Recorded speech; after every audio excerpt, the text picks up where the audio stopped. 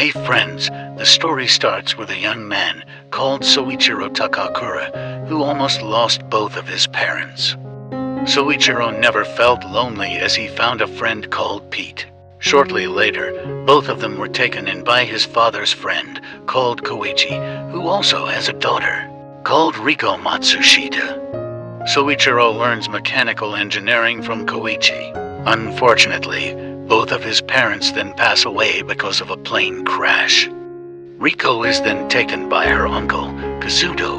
In March, Soichiro just invented artificial general intelligence robots called Ave, and it's being generated by his uncle's company, Future Works Enterprise, or short as FWE. At the same time, the snow onsets to fall and Pete asks Soichiro to open all the doors in the house as he looks for summer to come. Meanwhile, Riko visits and do houseworks for him, but unfortunately, she will shifting away from the city soon, meaning that she won't be able to visit her brother often. Because A1 is a success, he is starting his late dad's project. The project is a plasma battery to which machines won't have to be recharged anymore. Unexpectedly, his girlfriend and also Kazuto's assistant, named Rin Shiraishi, also visits him to give him some documents to sign. Nonetheless, Riko seems unhappy with Shiraishi, then leaves.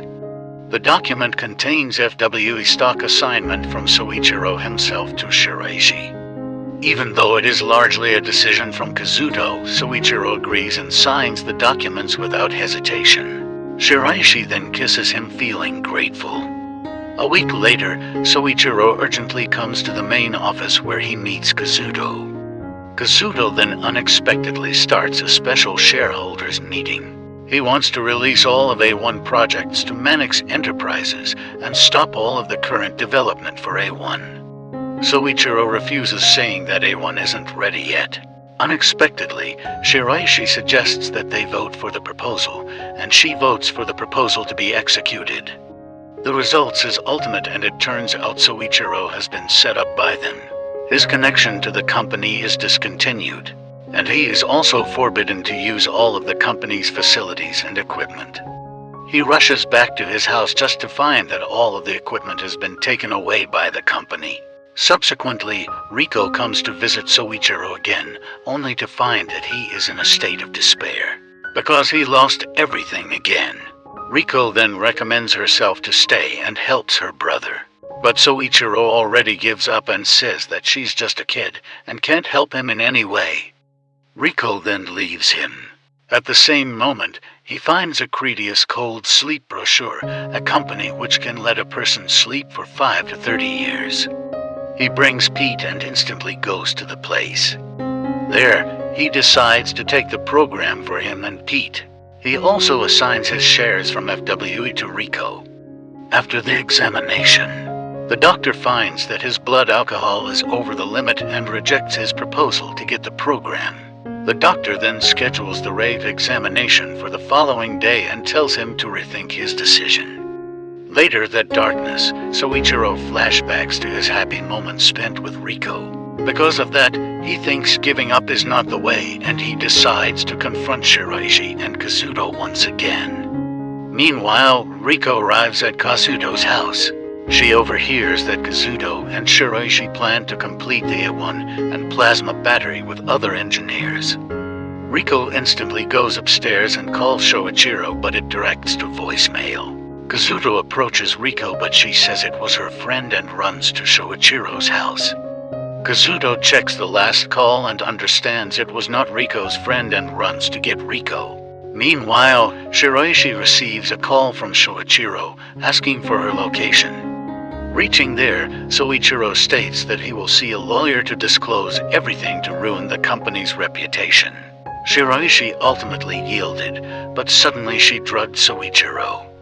She takes Soichiro's bag and Pete comes to his aid and creates a mess in the room. Unexpectedly, a window breaks, which Pete runs to the direction, and a pickup truck drives away from the house.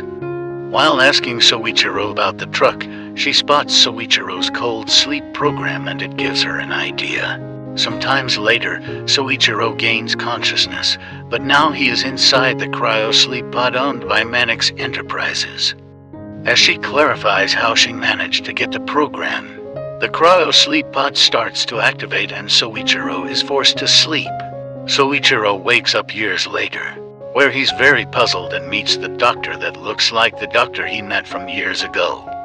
Turns out the current doctor is not the same person as the doctor from 30 years ago as his father. Soichiro instantly looks for Pete the cat, but the one who comes is Pete, a humanoid robot that is assigned to take care of him.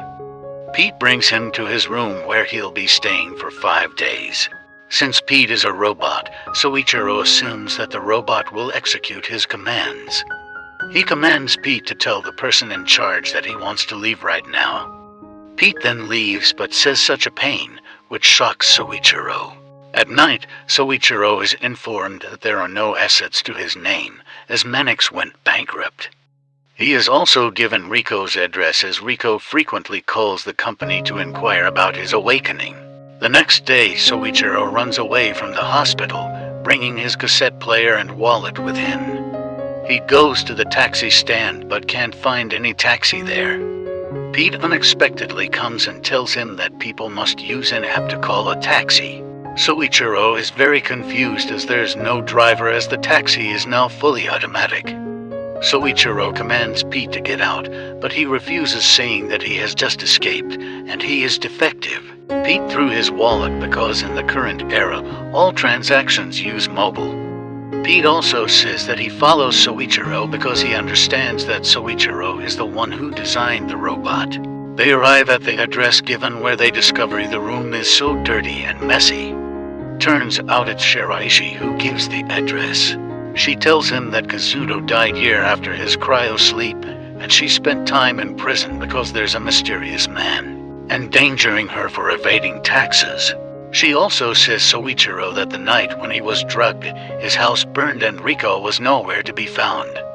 Soichiro then assumes Rico is dead and mourns at her grave. Subsequently that, Soichiro remembers how Pete the cat always looks for the door into summer even though snow just started to fall. Then he is motivated to look for the door, which means the mysterious man that Shiraishi mentioned and Rico's death.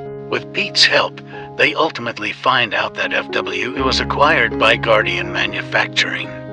Unexpectedly, Pete gets ready to activate sleep mode and clarifies that sleep mode is where a robot goes into a state of self-regenerative mode. Soichiro then asks Pete to show the battery, which he does, and turns out the source of energy is from the plasma battery. Pete is a product from Aladdin Industry, one of the dominating humanoid robot markets. The following day, they go to visit the Guardian Company. There, Pete tries to ask one of the female robots out, but gets rejected. Soichiro also gets rejected to see the president, but unexpectedly the robot allows them to see the president. The president, Goda, is very glad to see Soichiro and seems like he knows Soichiro from long ago, as he shows Soichiro the book signed by himself. Goda also says that Soichiro gives him restricted about the plasma battery. Subsequently that, Goda tells him that he went to meet Professor Toy and signed the book for him at the same place a long time ago. They then see a news recording about Professor Toy embezzling cash to fund his research that is called Time Transfer Machine. Despite all that, Soichiro is puzzled and can't remember anything. He then assumes that there is someone using his identity to complete the plasma battery. They go back to Goda, where he discovers the stock was assigned to Sato Taro, one of the founders of Aladdin. Pete also finds the one who invented the first robot model was Soichiro himself, and the patent attorney was Sato Taro. Then, he finds the second model inventor was Rico Sato. From all the things they found, Soichiro connects everything and eventually realizes something. The attending day, they visit Professor Toy, who is also very glad to see him. He asks Soichiro to get back to 30 years ago as he already completed the time transfer machine perfectly. Turns out the mastermind behind all of the incidents is Soichiro himself. Professor Toy also gives them gold to fund his research for his past self. Soichiro then gives farewell to Pete. The machine starts to activate, but then Pete hurries to him, and they are transferred to the past. Soichiro wakes up a day before A1 finishes and meets a man who introduces himself as Sato Taro. Taro cashed out the gold Soichiro brought back from the future and already knows everything as Pete told him. Everything. Taro lives with his wife, called Midori. At night, they plan everything that must be done, and after that, Soichiro starts to work on the plasma battery blueprint. The next day, he instantly goes to visit Professor Toy in a restaurant. He gives all the money to Professor Toy, who rejects it, but ultimately accepts the money after explanation from Soichiro. Subsequently the shop owner's son, who turns out to be Goda, watches Soichiro on the news as an inventor and asks for his hand sign. Later that night, Taro tells Soichiro that Midori got into an accident a few years ago, then lost her ability to use her legs. Later Soichiro asks for Taro's service again, that is to expose Shiraishi for tax evasion to take down Mannix Enterprises. Then all the stock shares will be given to Taro as he will become the president of the new company, which he later called Aladdin. Soichiro also asks a favor to let Rico stay with them. Time passes, then the day where Soichiro got tricked by the company comes. Pete hurries to stop the truck that contains Soichiro's equipment. He gets hit by the truck, but it doesn't stop him. Afraid and fear, the driver runs away from the scene. Meanwhile, Soichiro finishes the blueprint and then rushes to Kazuto's house. He cracks the window and takes Pete the cat away with him. He takes Pete and hurries to meet Rico, who is looking for him after overhearing Kazuto's conversation. At the same moment, Pete arrives and he burns his house where he spent most of his time. They then drive to Taro's house, and Soichiro introduces Rico to Sato's family. Later he says goodbye to his beloved sister and also to Pete, who also will be waiting for his return. The following day, the future Soichiro takes Pete the cat and goes to Cretius to take the cold sleep program. Since then, Rico studies hard and also becomes an inventor. 10 years after that, she also takes a cold sleep program. 30 years later, Soichiro wakes up and meets again with Pete and Pete the cat. In the end of the story, Soichiro is informed about Rico's situation, who also just wakes up from cryo-sleep. In the end of the story, Soichiro hurries to meet Rico, and they once again reunite. And the end. If you are a lover of similar content like this, take a look at my distinct videos, and if you love it, please break the like button and make sure you subscribe to the channel and hit the notification horn. Catch sight of you in the successive video.